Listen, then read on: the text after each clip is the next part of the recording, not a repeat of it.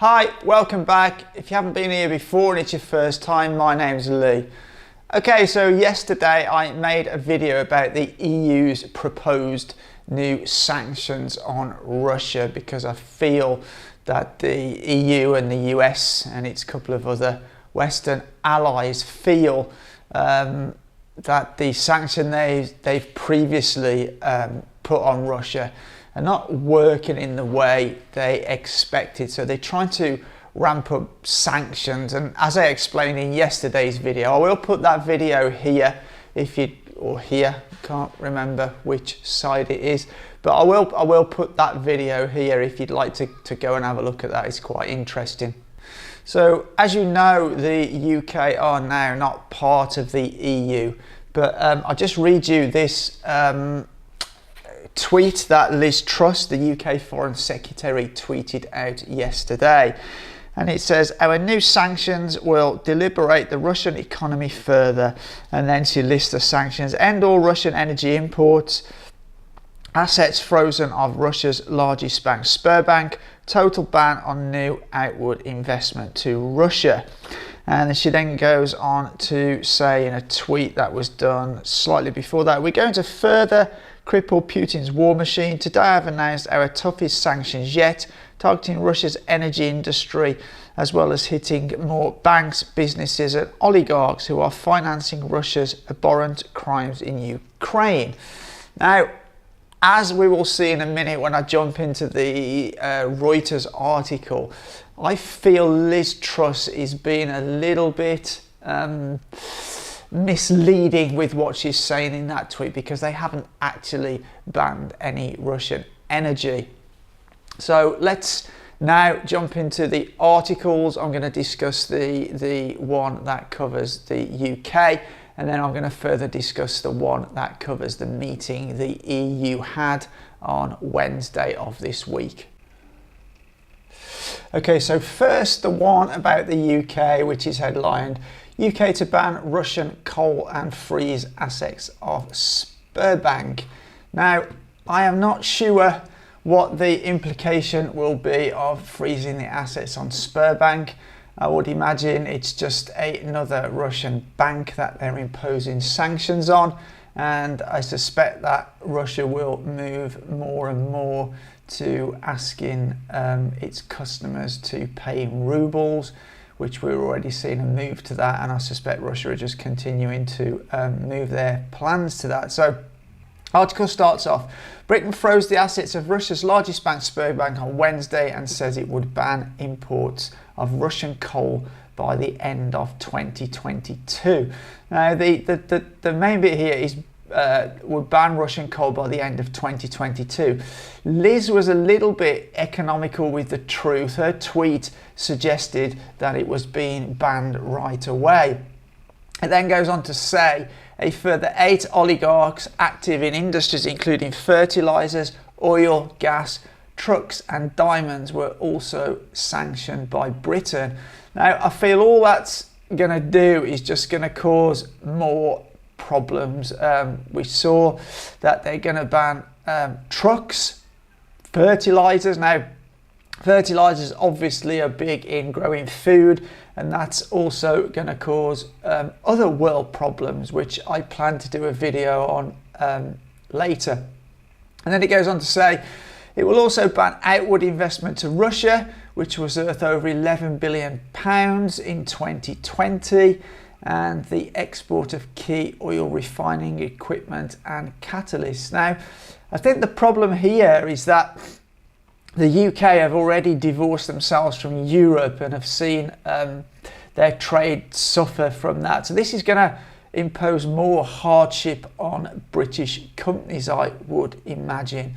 And then it goes on to say, British Foreign Secretary Liz Truss said, "Our latest wave of measures will bring an end to the UK's imports of Russian energy and sanction yet more individuals and businesses, decimating Putin's war machine."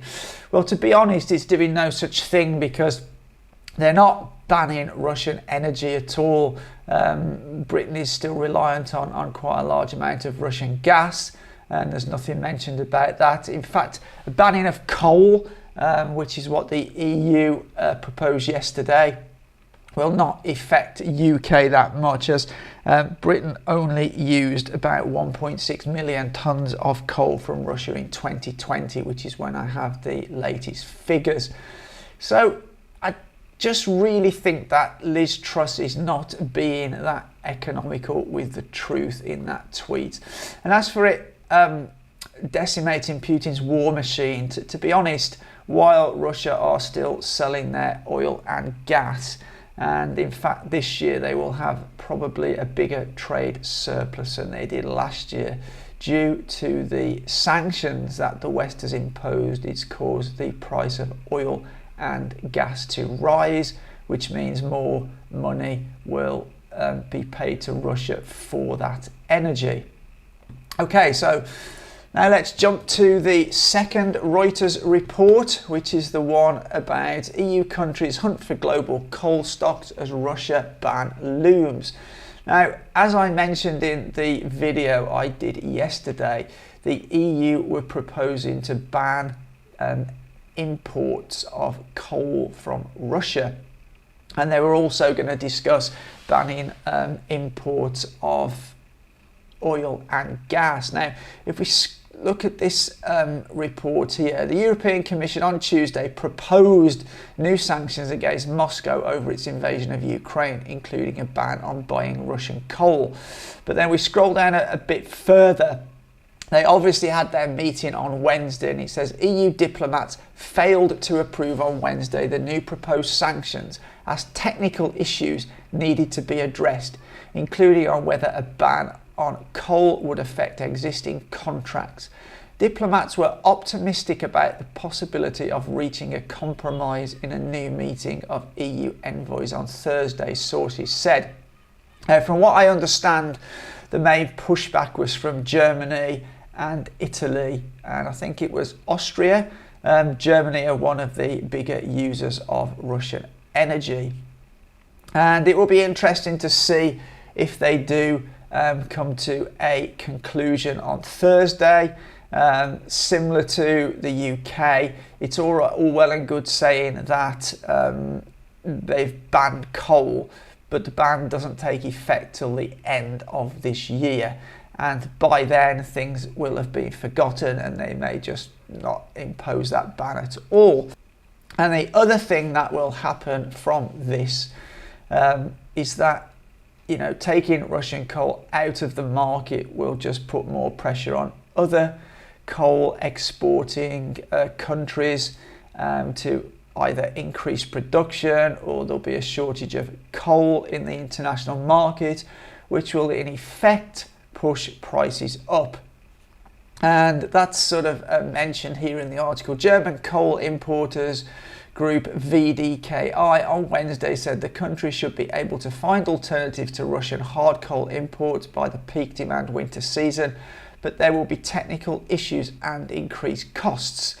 Alternatives to Russian coal do exist, but it will be costly, consultancy Eurasia Group said in a note on Wednesday. And then just one final thing here.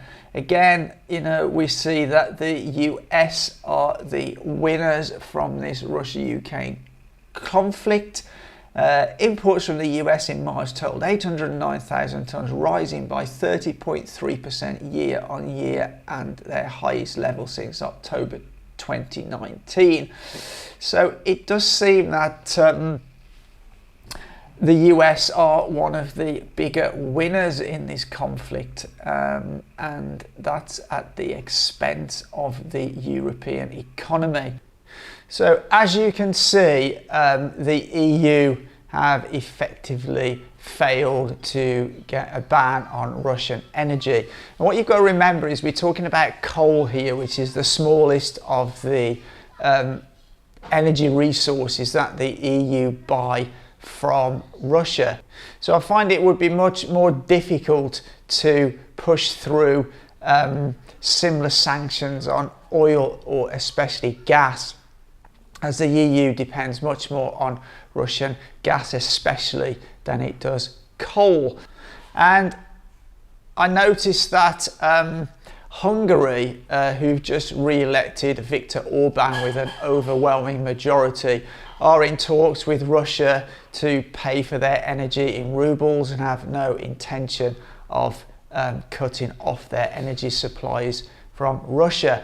I guess Viktor Orban's re-election was a bit of a nightmare for the EU, because Hungary will be able to veto some of these sanctions that are put to the vote at the EU. And it's also interesting to note that a number of governments are losing the support of their public throughout Europe. We have the French elections coming up very soon, and it's clear the current leader, he's losing support to Marine Le Pen. We see the British government's poll ratings have slid significantly, and I really would love to know what Germans think of the current German government.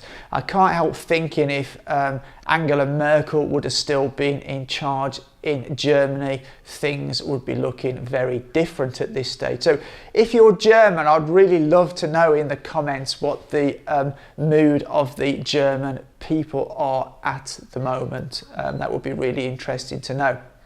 Anyway, in conclusion, I think the UK and Europe are bringing a massive financial catastrophe onto themselves by imposing all these sanctions. It's obviously not going to change the war in Ukraine, and in fact, because of their sanctions and the rising price of energy, Russia are receiving larger sums for their energy than they were previously, and it's likely that they will have a fairly large trade surplus at the end of this year. Anyway, that's my thoughts and my analysis on the current situation. Please let me know what you think in the comments below. But as always, for now, take care.